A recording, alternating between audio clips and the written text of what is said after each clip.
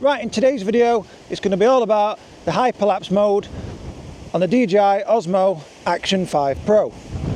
So now I'm just going to put up on screen how to access the Hyperlapse function. In the bottom left hand corner you'll hit that icon and scroll all the way to the right, and there you'll find the time-lapse function. Now you'll just swipe up from the bottom, scroll to the left. Now you've got into the Hyperlapse modes, and at the bottom you've got the rates. They start off as auto, ×2, ×5, ×10, ×15 and finally ×30. So now you know how to find the Hyperlapse modes. Let's get on with the video. Here we go. So let's start the first Hyperlapse video clip in auto. We're going to be going into 4K 30, standard D-warp, which is going to get you a focal length of 15mm, all automatic settings. Let's see what it looks like. Here we go.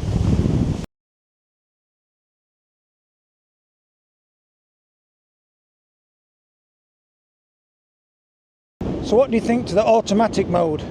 Personally, I think when it's in auto, it looks very similar to the rate of ×15, which you're going to see later on in the video. And now we're going to switch over to the ×2 rate, and this one's not really usable in my opinion, as it reminds me of a large rabbit, and I've strapped the Action 5 to that rabbit and it's hopping along the way, as you'll see from the footage. So this is the rate of ×2. Here we go.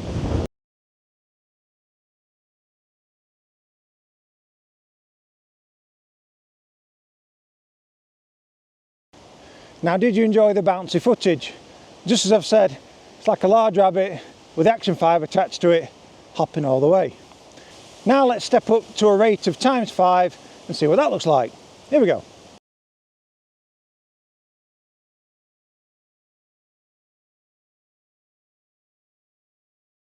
So now that you've just previewed the clip of ×5, what do you think to that?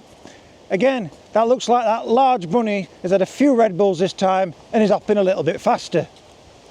So now let's step it up to the rate of ×10 and let's see what that looks like.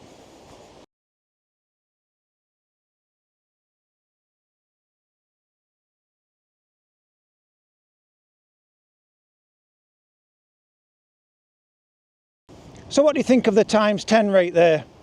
I think it's that large rabbit again. He's got a rocket on his back this time and he's really going fast, because if you look at the sides of the frames, it's really juddering rather rapidly. And now we're going to switch over to the rate of ×15.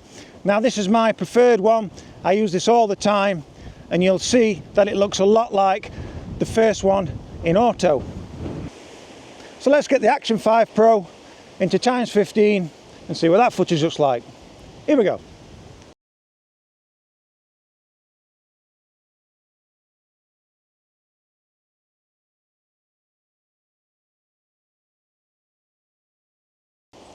So now that you've seen the ×15 rate, what's your thoughts on that one?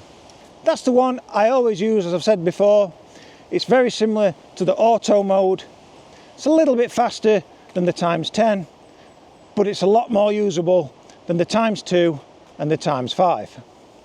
So now we're going to switch over to the final rate of ×30. Now brace yourself, this one's going to be rather rapid. It's going to be the fastest one amongst all the rates. So do try to walk in a straight line when using this one. Here we go.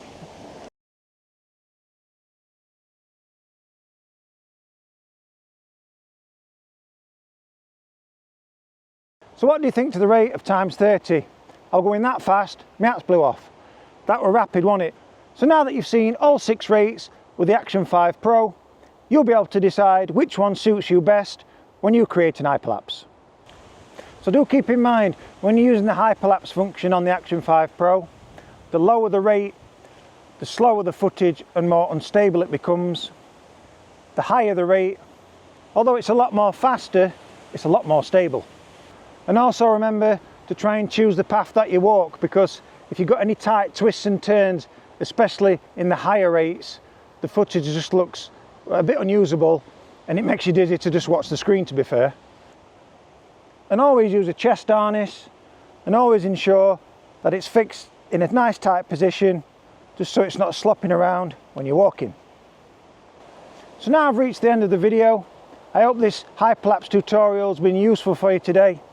and you now know which rate you'd like to select when you're making your hyperlapses. So as always, please do stay tuned to the channel, as there'll be plenty more tutorials in the near future. So for now, thanks for watching. Be sure to hit that like and subscribe button, and bye for now.